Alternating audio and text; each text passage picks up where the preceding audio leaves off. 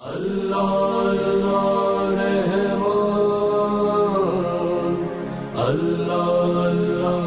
رحمان۔ اعوذ باللہ من الشیطان الرجیم، بسم اللہ الرحمن الرحیم۔ قال اللہ الحکیم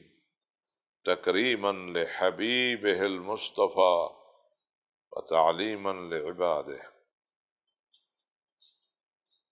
انا ارسلناک رحمتا للعالمین۔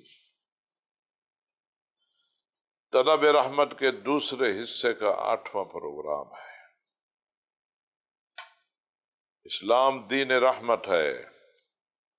اور یہ مہینہ رحمت کا مہینہ ہے، مغفرت کا مہینہ ہے، توبہ کا مہینہ ہے، استغفار کا مہینہ ہے۔ یا اللہ ہمارے گناہ معاف کر دے، ہماری خطائیں معاف کر دے، ہمیں امن اور سکون عطا فرما۔ جو معاشرے میں امن قائم کرنے والے ہیں ہمیں ان کا ساتھی بنا، فحاشی اور برائیوں سے محفوظ رکھ، ابلیس کے شر سے، ابلیس کے وسوسوں سے محفوظ رکھ۔ ہم نے طلب رحمت کے ان پروگراموں میں کہ امام مہدی علیہ السلام کی جو غیبت کا زمانہ ہے اس میں ہم مسلمانوں کو کیا کام کرنا ہے، اس میں ہم نے 25 پوائنٹ اور نکات جو ہے آپ کے لیے بیان کیے۔ یہ 26واں ہے کہ اس دور میں کہ جب کہ امام مہدی علیہ السلام اللہ کی زمین پر موجود ہیں لیکن غیر معروف ہیں، کوئی انہیں پہچانتا نہیں ہے۔ اگر کوئی یہ کہے کہ میں نے امام مہدی علیہ السلام کو پہچان لیا ہے اور میں ان سے خصوصی احکام آپ کے لیے لے کر آیا ہوں، تو حکم ہے کہ اس کو جھٹلاؤ، سوائے اس کے کہ جب پھر نفس زکیہ آئیں گے تو اس سے پہلے کچھ نشانیاں آ چکی ہوں گی، اور ان نشانیوں کے تحت پتہ ہوگا کہ یہ آپ کے آمد کے ایام قریب ہیں، اور یہ وہی نفس زکیہ ہے، ایک سیدزادہ عالم شخصیت۔ تو ابھی اس دور میں کیا کرنا ہے؟ علماء جو ہیں وہ اپنا عمل ظاہر کریں، جاہلوں کی رہنمائی کریں، جو مخالفین کی طرف سے اسلام پر اعتراضات ہیں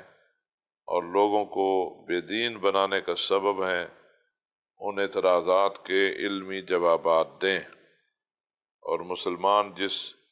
حیرت اور پریشانی میں ہیں، سائنسی ترقی ہو گئی ہے، انسان چاند پر پہنچ گیا ہے، جدید ترین چیزیں جو ہیں وہ ایجاد کر لی ہیں، سائنس نے اتنی ترقی کر لی ہے، تو اس میں مسلمان نوجوان جو ہیں وہ پریشان ہیں، تو ان کی پریشانیوں دور کرنے کے لیے علماء اپنا کردار ادا کریں۔ امام حسن عسکری علیہ السلام سے یہ روایت ہے کہ امام محمد تقی علیہ السلام یعنی 10ویں امام نے فرمایا، ان من تکفل بایتام آل محمد علیہم السلام المنقطعین عن امامہم المتحیرین فی جہلہم الاسراء فی ایدی شیاطینہم وفی اید النواسب من عدائنا فانقذہم منہم واخرجہم من حیرتہم وقہر الشیاطین برد وساوسہم وقہر الناصبین بحجج ربہم ودلیل ائمتہم لیفضلون عند اللہ علی العباد بافضل المواقع باکثر من فضل السماء علی الارض والعرض والکرسی والحجب وفضلهم على هذا العابد كفضل القمر ليلة البدر على أخفى كوكب في السماء۔ یہ علماء کے بارے میں ہے، علماء ربانیین جو خدا شناس ہیں، جو قرآن شناس ہیں، جو سنت شناس ہیں۔ امام متقی علیہ السلام نے فرمایا جو حضور پاک اور ان کی آل کے یتامہ کی کفالت کرے۔ کون سے یتامہ؟ یتیم دو ہوتے ہیں، ایک وہ یتیم ہے جس کا باپ نہیں ہے، اور وہ بھی یتیم ہے جن کا امام ان کے سر پر نہیں ہے۔ تو وہ یتیم جن کا امام ان کے سر پر نہیں ہے، یعنی امام سے وہ براہ راست رابطہ نہیں کر سکتے، ان کو بچانے والے جو ہیں، یعنی جو اپنے امام سے کٹ چکے ہیں اور جو جہالت میں غرق ہیں اور شیطانوں کی ہاتھوں قید ہیں، اور جو دین کے دشمن ناصبی ہیں ان کے ہاتھوں گرفتار ہیں، جو ان کو چھڑائے گا، جو ان کو حیرت پریشانی سے نکالے گا، اور شیاطین کے جو وسوسے ہیں دین کے بارے، جو دین پر شبہات اور اعتراضات ہیں، ان سے انہیں نکالے گا اور ان کے وسوسے جو ہیں ان کے جواب دے گا، اور اللہ تبارک و تعالیٰ کی جو مضبوط دلائل ہیں، ان دلائل کے ذریعہ جو دین دشمن ہیں ان کے ہتھ کنڈوں سے انہیں نجات دے گا، اور انہیں اپنے ائمہ کے ساتھ مربوط کرے گا، حضور پاک صلی اللہ علیہ وسلم کے دامن میں لے جائے گا۔ تو ایسے علماء، ایسے دین شناس فضائلت رکھتے ہیں اللہ تبارک و تعالیٰ کے بندگان پر، اس سے بھی زیادہ کہ جو آسمان کو زمین پر فضیلت ہے، جو کرسی پر، جو حجب پر فضیلت ہے، اور اس عابد عبادت گزار پر اتنی فضیلت ہے۔ جیسے 14ویں رات کا چاند جو ہے اسے اس ستارے پر فضیلت ہوتی ہے جس کی روشنی بہت ہی کم ہے، کس طرح اس پر، یعنی گویا کہ ایسا عالم 14ویں رات کے چاند کی طرح جہالت کے گھٹا ٹوپ اندھیروں کے تاریک آسمان پر چمکے گا، اور اللہ کو یہ ایسا شخص بہت پسند ہے۔ لولا من یبقى بعد غیبت قائمکم من العلماء الداعین الیہ والدالین علیہ والذابین عن دینہ بحجج اللہ والمنقذین لضعفاء عباد اللہ من شباک ابلیس ومردته من فخاخ النواسب لما بقي عهد الا ارتد عن دین اللہ ولكن هم الذین یمسکون ذمة قلوب ضعفاء شیعہ کما یمسک صاحب السفینہ سکانہا اولئک هم الافضلون عند اللہ عز وجل۔ امام علی نقی علیہ السلام فرماتے ہیں کہ جب امام مہدی علیہ السلام لوگوں کے درمیان معروف نہیں ہوں گے اور لوگ جو ہیں براہ راست ان سے جا کر دین کے احکام نہیں لے سکیں گے، تو پھر وہ علماء جو دین کی طرف دعوت دینے والے ہوں گے اور امام مہدی علیہ السلام کی پہچان کرانے والے ہوں گے، امام مہدی علیہ السلام کی معرفت دینے والے ہوں گے، اور اللہ کے دین کا دفاع کرنے والے ہوں گے اللہ کی دی ہوئی مضبوط نشانیوں کے ذریعہ، اور اللہ کے جو کمزور بندے ہیں ان کے ایمان کو محفوظ کر رہیں گے، اور ابلیس نے جو جال پھینکے ہوئے ہیں شبہات کے، اور ابلیس کے جو کرندے ہیں انہوں نے جو مختلف بنا رکھے ہیں جال اور پنجرے پھنسانے کے لیے کمزور مسلمانوں کو، اور وہ ان کو بچائیں گے۔ اگر ایسے علماء، آگاہ علماء، باعمل علماء، بیدار علماء، دین شناس علماء نہ ہوتے تو سارے لوگ دین اللہ کا چھوڑ جاتے، لیکن ایسا ہے کہ یہ اسلام پر چلنے والوں میں جو کمزور ہیں ان کے دلوں کی باغ ڈور تھامے ہیں، جس طرح کشتی جو سمندر پر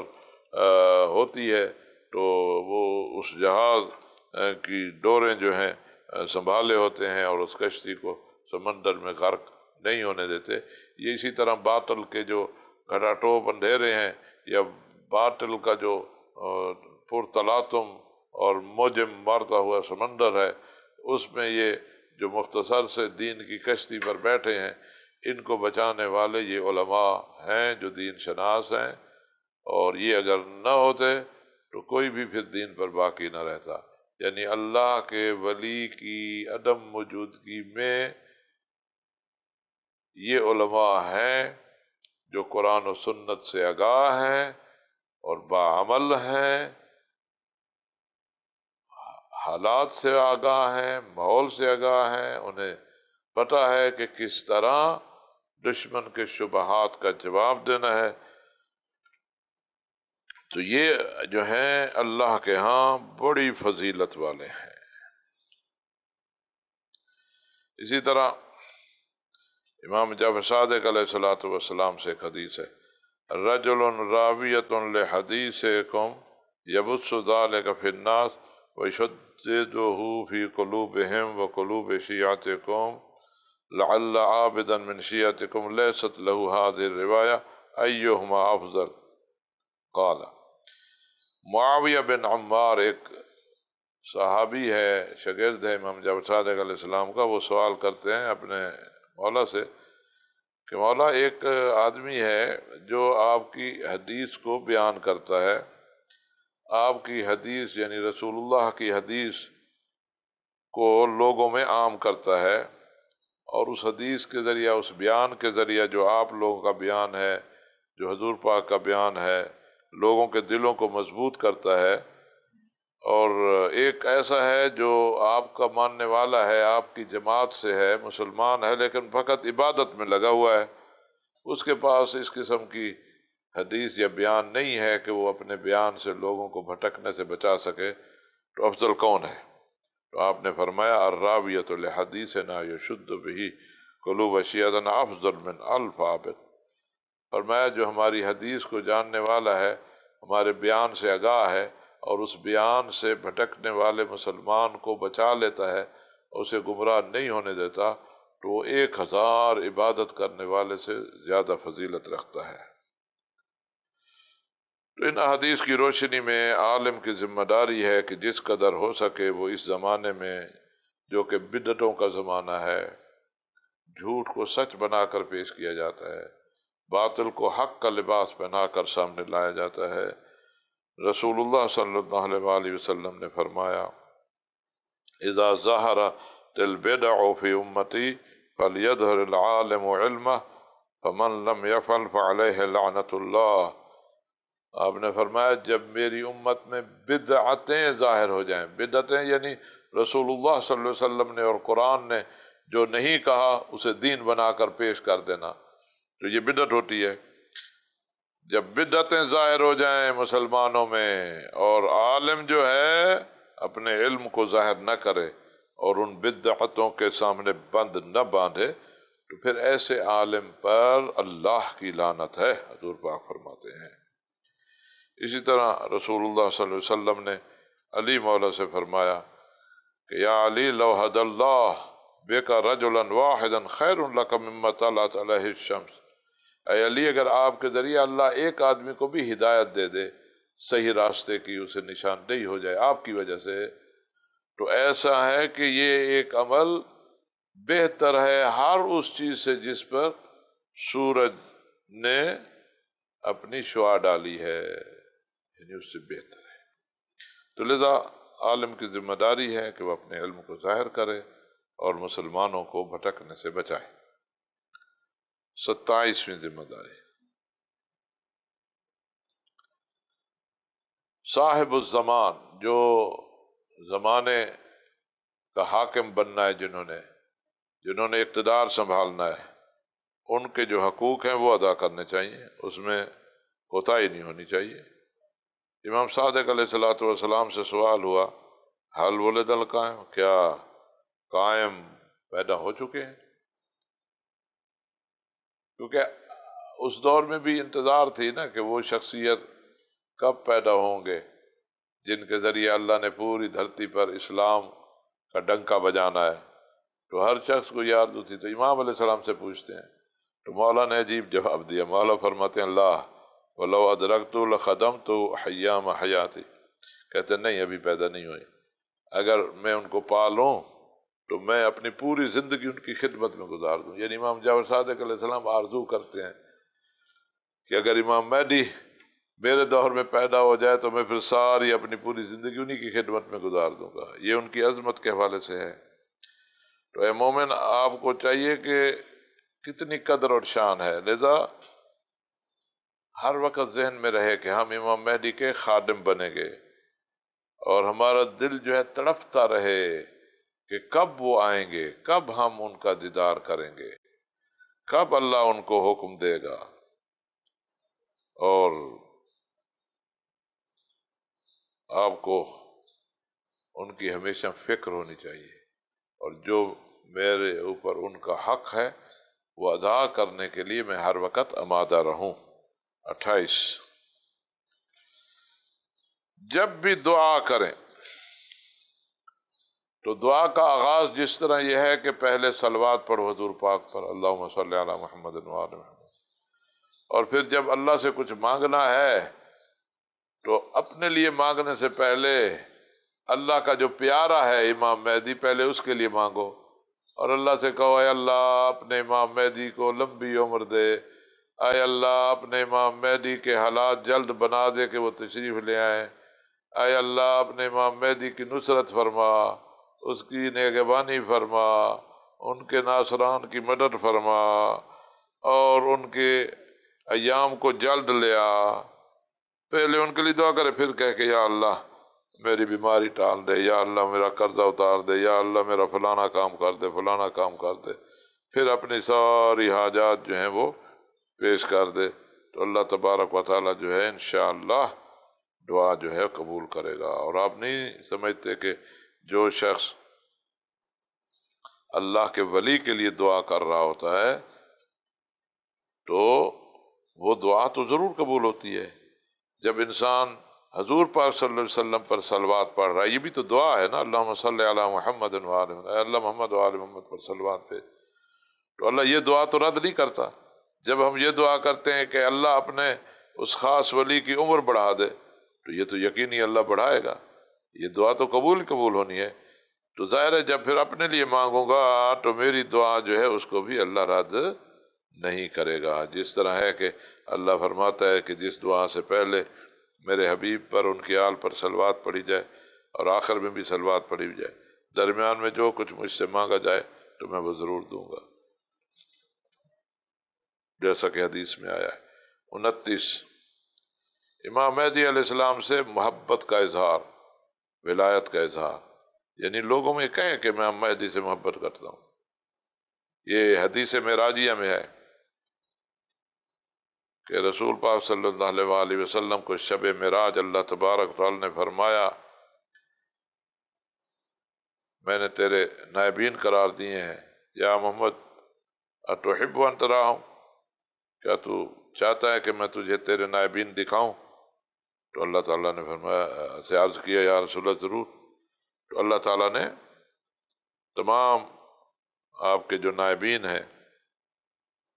12 پہلے حضرت علی ہیں، ان سب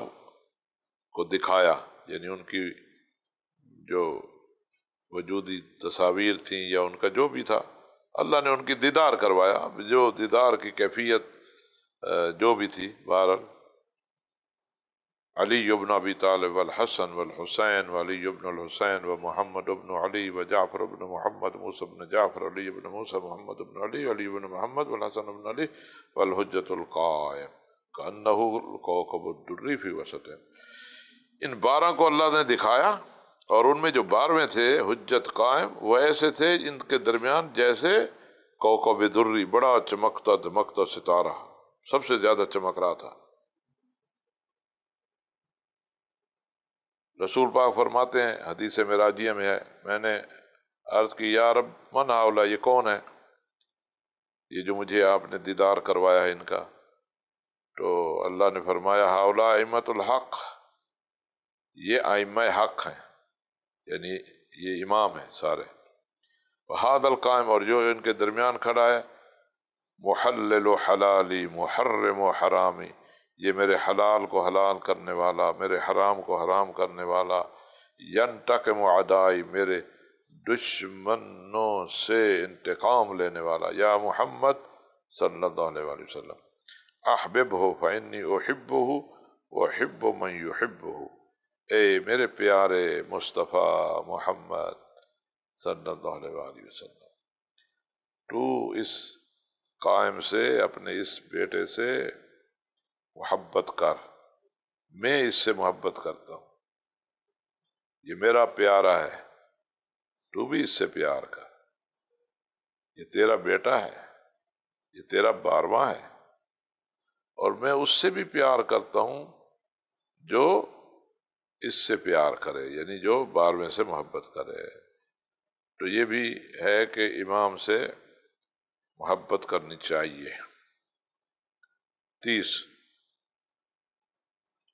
یعنی 30ویں ذمہ داری، الدعاء لانصاری و خدامہ، امام مہدی علیہ الصلوۃ والسلام اکیلے تو حکومت الہی قائم نہیں کریں گے نا، آپ کے ساتھ آپ کے ناصران ہوں گے، آپ کے مشاورین ہوں گے، آپ کے کرندے ہوں گے، اور قضات ہوں گے مختلف علاقوں میں جن کو آپ حاکم بنا کر بھیجیں گے، ایک پورا سسٹم ہوگا۔ تو ہر مسلمان کی ذمہ داری ہے کہ وہ امام مہدی علیہ السلام کے انصار اور ان کے خدمت گزاروں کے لیے دعا کرے، جیسا کہ یونس بن عبد الرحمن کی دعا میں آیا ہے۔ کیا دعا کرے کہ اے اللہ امام مہدی کے ناصران کو بڑھا دے، انہیں ہر ظالم کے شر سے محفوظ رکھ، حاسدوں کے شر سے محفوظ رکھ، اور ان کو طاقت قوت عطا کر، ان کے دلوں کو فولادی بنا دے کہ وہ تیرے ولی کی مدد کے لیے موجود ہیں۔ اللہ اللہ رحمان،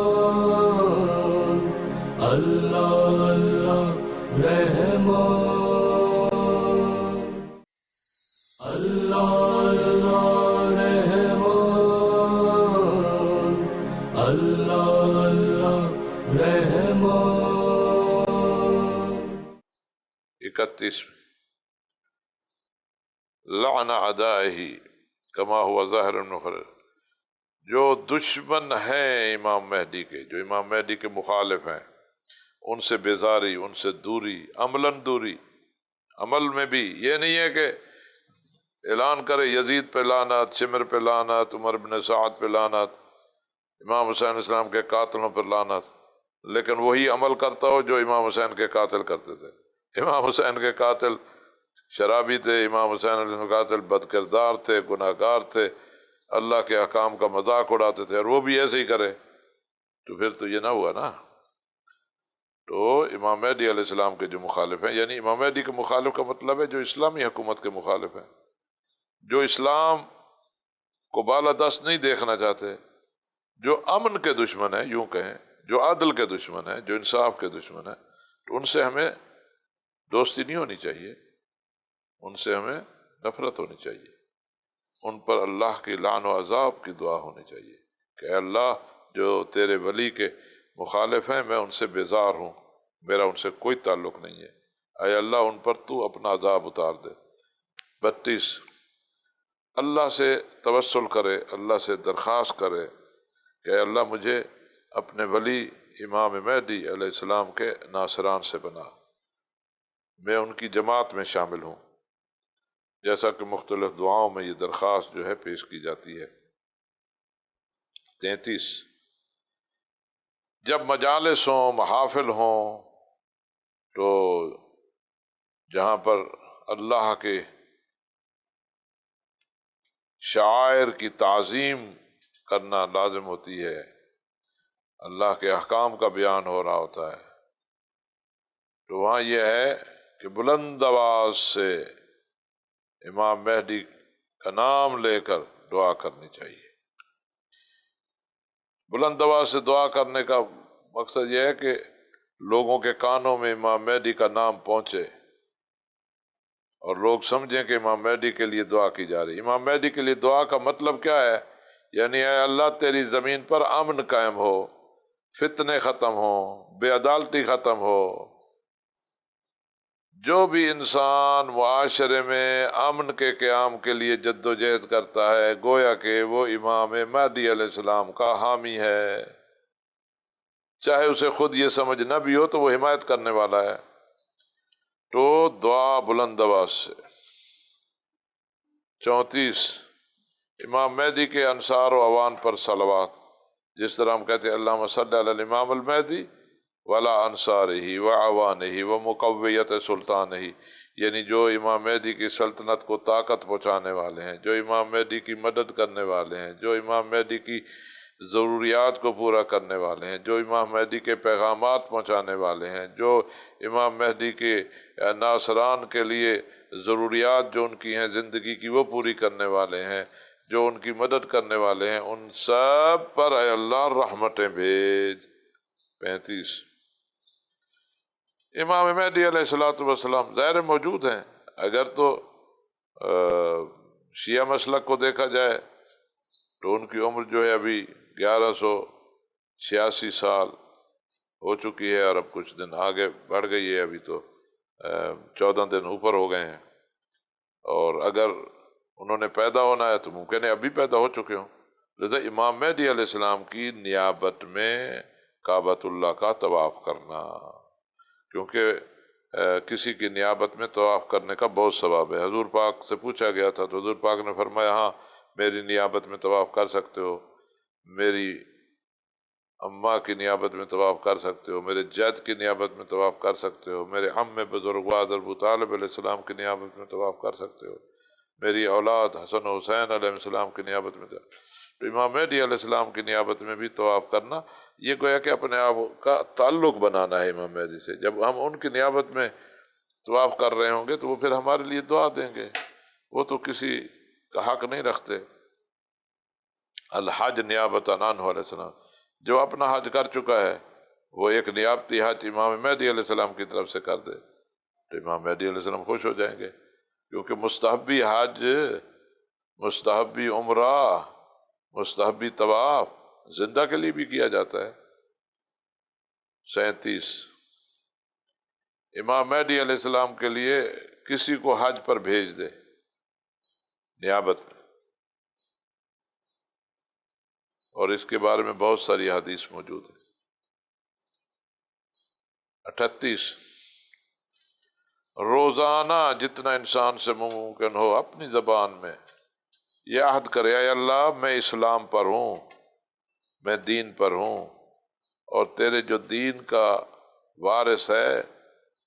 تیرا جو خاص ولی ہے، جو تیرے مصطفیٰ محمد صلی اللہ علیہ وسلم کا نائب ہے 12واں، میں ان کی اطاعت میں ہوں، وہ میرے امام ہیں، میں ان کا تابع فرمان رہوں گا، میں ان کے آگے تسلیم ہوں۔ یعنی عہد و پیمان باندھنا اپنے زمانے کے امام سے۔ مومن اپنی زبان سے اقرار کرے کہ میں اپنے زمانے کے امام کا پیرو ہوں، اور دل سے عہد کرے، پختہ ارادہ کرے کہ میں ان کی اطاعت کروں گا، جب وہ اعلان ہوگا ان کا تو پھر میں ان کا کہنا مانوں گا، ان کی نصرت کروں گا، اور دعائے عہد جو ہے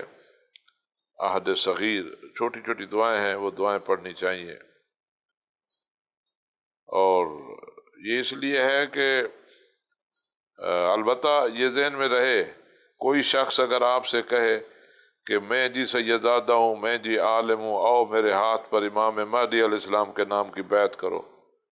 تو یہ بیعت ایسی جائز نہیں ہے، اور کوئی بھی اپنے لیے بیعت نہیں لے سکتا۔ بیعت رسول اللہ صلی اللہ علیہ وسلم کی ہے کہ ہم انہیں اپنا رسول تسلیم کیا ہے کہ اللہ کے وہ رسول ہیں، وہ ہمارے نبی ہیں، وہ خاتم النبیین ہیں، اور پھر ان کے نائبین جو ہیں بس۔ اب جو نائبین کے نائب ہیں، یعنی جو امام مہدی علیہ السلام کی غیبت کے زمانے میں مثلا ہمارے مجتہدین ہیں، فقہاء ہیں، ان کی بیعت نہیں ہوتی، ان کی تقلید ہوتی ہے۔ تقلید کا مطلب کیا ہے؟ تقلید کا مطلب یہ ہے کہ اسلامی احکام ہم نے عالم سے لینے ہیں، جاہل سے تو نہیں لینے۔ بھئی مجھے آج کوئی شرعی مسئلہ معلوم کرنا ہے، ابھی مثلا کرونا کی وبا پھیلی ہوئی ہے، اب مجھے پتہ کرنا ہے کہ میں کرونا کی حالت میں نماز با جماعت ادا کروں، کیونکہ نماز جماعت میں اتصال ضروری ہوتا ہے، اور ادھر ڈاکٹر کہہ رہے ہیں کہ اتصال سے کرونا وبا کے لگنے کا اندیشہ ہوتا ہے۔ اب یہ ایک مسئلہ ہے، نیا مسئلہ پیش آیا، یہ مسئلہ کوئی حضور پاک کے زمانے میں تھوڑی پیش ہوا تھا، جو ائمہ کے زمانے میں تو یہ پیش نہیں ہوا تھا، کرونا وائرس تو بھی ہے۔ تو کون بتائے گا؟ فقیہ، مجتہد، عالم دین، جو قرآن و سنت کا عالم ہے وہی بتائیں گے، تو انہی کی طرف رجوع کرنا ہوگا، جو وہ کہیں گے اسے میں مانوں گا۔ تو عالم سے پوچھنے کا مطلب ہوتا ہے عالم کی تقلید، یعنی اس کی بات ماننا۔ یہ بیعت نہیں ہوتی، بیعت رسول اللہ صلی اللہ علیہ وسلم کی ہے اور بس، یا پھر جو ان کے نائبین ہیں۔ بیعت جو ہے پھر امام مہدی علیہ السلام کی ہوگی کہ وہ اللہ کی طرف سے متعین ہے، وہ حضور پاک کے بار میں ہیں، اور وہ پھر اپنے زمانے میں کچھ بندوں کو مقرر کر سکتے ہیں، جس طرح امام حسین علیہ السلام نے اپنی طرف سے حضرت مسلم ابن عقیل علیہ السلام کو کوفہ میں بھیجا تھا، اور کوفہ میں بھیج کر یہ فرمایا تھا کہ خود کوفہ والوں نے درخواست کی تھی اور یہ کہا تھا کہ ہمارا کوئی امام نہیں ہے، آپ تشریف لے آئیں تاکہ ہم آپ کی امامت پر اکٹھے ہو جائیں اور کوفہ سے ظالموں کو نکالیں، اور کوفہ میں جو ہے اقتدار آپ کے ہاتھ میں ہو اور آپ کے پیچھے ہم نماز پڑھیں۔ تو امام علیہ السلام نے ان کی دعوت کو قبول کیا، اور کیونکہ وہ یزید کے احکام کے خلاف بغاوت کر رہے تھے، اور اس پوری اسلامی دنیا میں فقط کوفہ ایک ایسا شہر تھا جہاں سے امام حسین علیہ السلام کو یہ امداد جو ہے اس کے بارے میں حمایت جو ہے وہ اعلان کیا گیا تھا۔ تو آپ براہ راست وہاں نہیں گئے، آپ نے پہلے اپنے بھائی مسلم بن وکیل کو بھیجا کہ آپ جائیں، اور وہاں جیسا کہ انہوں نے خط لکھا ہے، 36,000 سے زیادہ خطوط آئے تھے، ہر خط میں 3 آدمی، 5 آدمی، 10 آدمی، 20 آدمیوں کے دستخط تھے۔ جا کر دیکھیں کہ جیسا کہ انہوں نے لکھا اسی طرح ہے، اور وہ آمادہ ہیں کہ عادلانہ حکومت قائم ہو اور ظالم کے خلاف قیام کے لیے تیار ہیں، تو ان سے میرے حوالے سے بیعت لو۔ تو حضرت مسلم بن عقیل کوفہ میں امام حسین علیہ السلام، جو کہ امام معصوم تھے، رسول اللہ صلی اللہ علیہ وسلم کے فرزند تھے، رسول اللہ صلی اللہ علیہ وسلم کے تیسرے نائب تھے، ان کے لیے وہ بیعت لے رہے تھے۔ تو اسی طرح امام مہدی علیہ السلام جو حضور پاک صلی اللہ علیہ وسلم کے 12ویں جانشین ہیں، 12ویں خلیفہ ہیں، 12ویں وصی ہیں، وہ اپنے زمانے میں جب آپ ظہور فرما لیں گے تو اس وقت وہ معین کر سکتے ہیں لوگوں کو مختلف جگہوں پر کہ وہاں لوگوں سے وہ بیعت لیں۔ لیکن آج کوئی اگر مدعی ہو، دعویٰ کرے وہ جی مجھے امام مہدی علیہ السلام نے فرمایا ہے کہ میں آپ سے بیعت لوں آپ کے نام پر، تو اس بندے کو جھٹلائیں، وہ جھوٹا ہے، وہ فراڈی ہے۔ امام علیہ السلام غیبت کے زمانے میں کسی کو خاص ڈیوٹی اس کام کے لیے نہیں دے سکتے۔ خود امام مہدی علیہ السلام نے فرمایا ہے کہ آسمانی آواز سے پہلے، یعنی میرے ظہور کے اعلان سے پہلے، اگر کوئی شخص دعویٰ کرتا ہے کہ وہ میرا نائب خاص ہے اور میں نے اسے ذمہ داری دی ہے فلاں فلاں کام کی، تو ایسے شخص کی بات کو جھٹلاؤ اور اسے مت مانو اس کی بات۔ تو لیکن ایمانی تقاضا یہ ہے کہ ہم ہر روز، روایات میں ہے کہ جب انسان گناہ کرتا ہے تو رسول کی اطاعت سے نکل جاتا ہے، جب گناہ کرتا ہے تو اللہ کی اطاعت سے نکل جاتا ہے، جب گناہ کرتا ہے تو اپنے زمانے کے امام کی اطاعت سے نکل جاتا ہے۔ لہذا سونے سے پہلے انسان کو توبہ کرنی چاہیے اور اللہ سے معافی مانگنی چاہیے، اس طرح پھر وہ اللہ اور اللہ کے رسول کی اطاعت میں داخل ہو جاتا ہے، اسی طرح اپنے امام کی اطاعت میں داخل ہو جاتا ہے۔ تو یہ روزانہ کا ایک عہد و پیمان ہے اپنے زمانے کے امام سے کہ اے میرے مولا، اے رسول اللہ کے 12ویں جانشین، اے زہرا کے لال، اے حسن کے جانی، اللہ آپ کی آمد کے اسباب جلد مہیا کر دے، میں آپ کی اطاعت میں ہوں، میں آپ کا مخالف نہیں ہوں، میں آپ کا ہوں۔ اور اس طرح انسان کا دل جو ہے وہ دین پر مضبوط رہے گا۔ اور امام باقر علیہ السلام نے وہ بیان کیا ہے کہ غدیر خم پر جب رسول اللہ صلی اللہ علیہ وسلم نے اعلان فرمایا تھا علی مولا کی ولایت کے لیے، اور فرمایا تھا من کنت مولا فہذا علی مولا، جس کا میں مولا ہوں تو علی اس کے مولا ہیں، تو اس وقت فرمایا اور علی مولا کے فضائل بھی بیان کیے، اور علی مولا کے بعد جو آپ کے 11 جانشین ہیں ان سب کا تذکرہ کیا۔ امام مہدی علیہ السلام کے بھی 17 اوصاف بتائے، اور بتایا کہ جب ظلم جور عام ہو جائے گا، لوگ اسلام سے دور ہو جائیں گے، تو پھر اللہ تعالیٰ میرے بیٹے مہدی کو بھیجیں گے، اور وہ میرا بیٹا مہدی آ کر ظلم کا خاتمہ کرے گا، منافقت کا خاتمہ کرے گا، اسلام کی بالادستی ہوگی، اسلام ہر جگہ چھا جائے گا۔ تو غدیر خم کے خطبہ میں 17 اوصاف جو ہیں اپنے بیٹے مہدی کے لیے بیان کیے۔ تو وہاں پر آپ نے فرمایا، تو غدیر خم کے موقع پر رسول اللہ صلی اللہ علیہ وسلم نے فرمایا تھا کہ تم سب اتنی تعداد زیادہ ہے اور ایک ہاتھ سے آ کر میرے ساتھ مصافحہ نہیں کر سکتے ہو، تو زبانوں سے اقرار کرو، اور پھر امیر علی علیہ السلام کو امیر المومنین کے عنوان سے سلام کرو، اور ان کے بعد جو ائمہ ہیں اور جو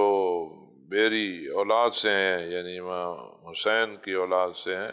سب یہ کہو، یعنی سب سے یہ اقرار لیا، انا سامعون، ہم نے یہ بات سن رہے ہیں، مطیعون، اطاعت کرنے والے ہیں، راضون، ہم اس پر راضی ہیں، یا رسول اللہ منقادون، ہم اطاعت میں لما بلغت من امر ربنا، آپ نے اپنے رب کے امر کو ہم تک پہنچا دیا، ورب کا، اپنے رب اور ہمارے رب کے امر کو، فی امر علی امیر المومنین و امر ولدہ من صلبہ من الائمہ، اور امیر المومنین اور امیر المومنین کی اولاد سے جو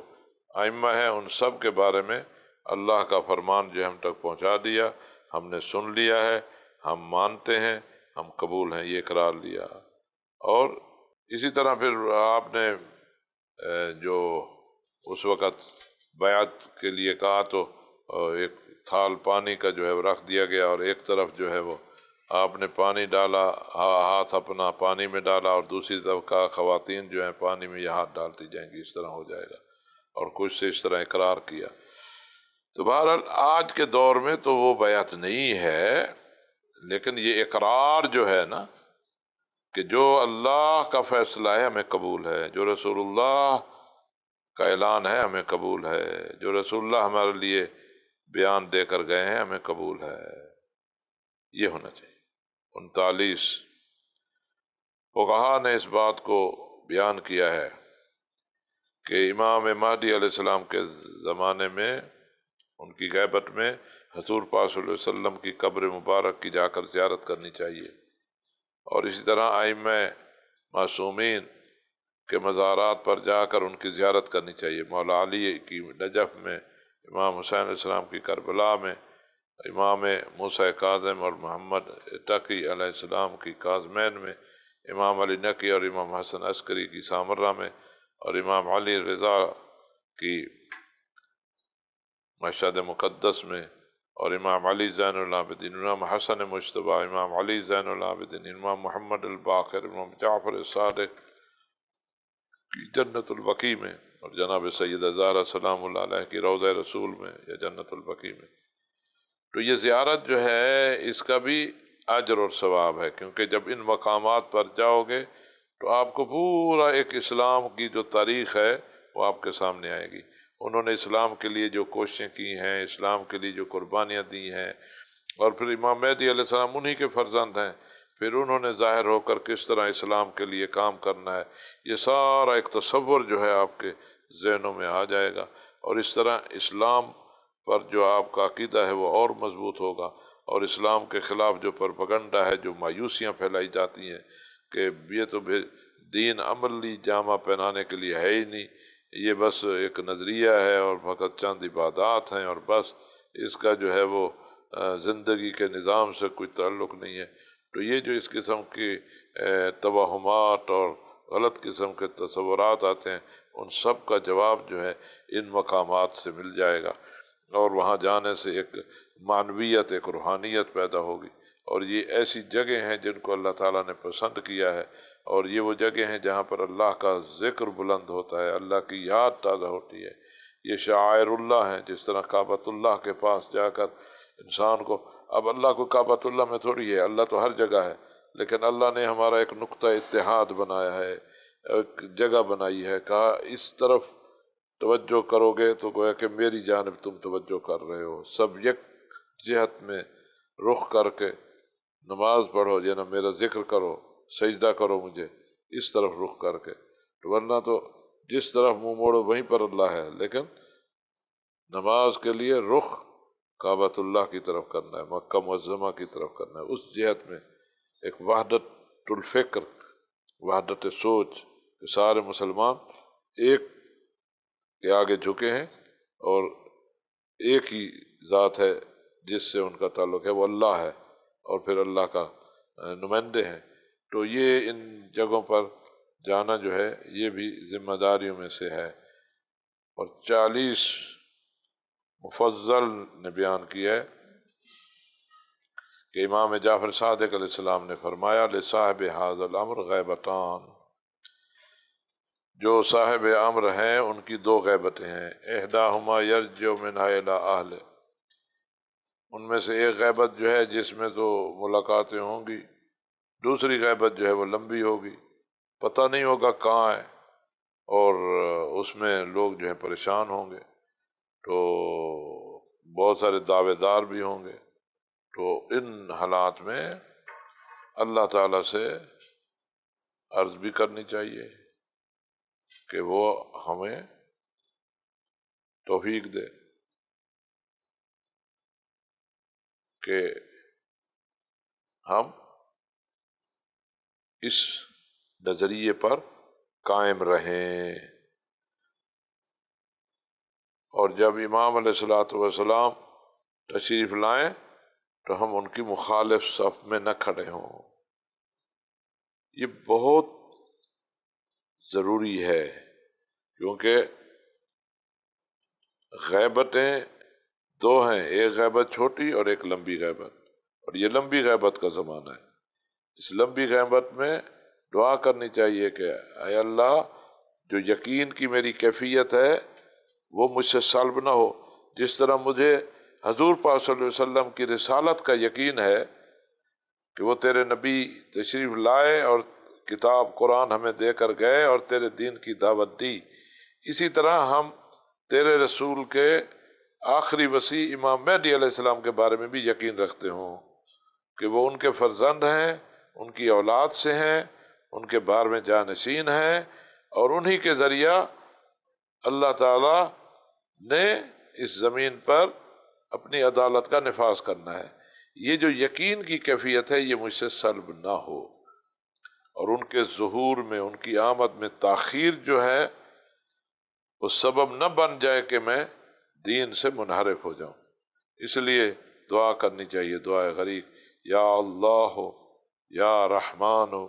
یا رحیم یا مقلب القلوب ثبت قلبی علی دینک، یا اللہ یا رحمان یا رحیم یا مقلب القلوب ثبت قلبی علی دینک، یا اللہ یا رحمان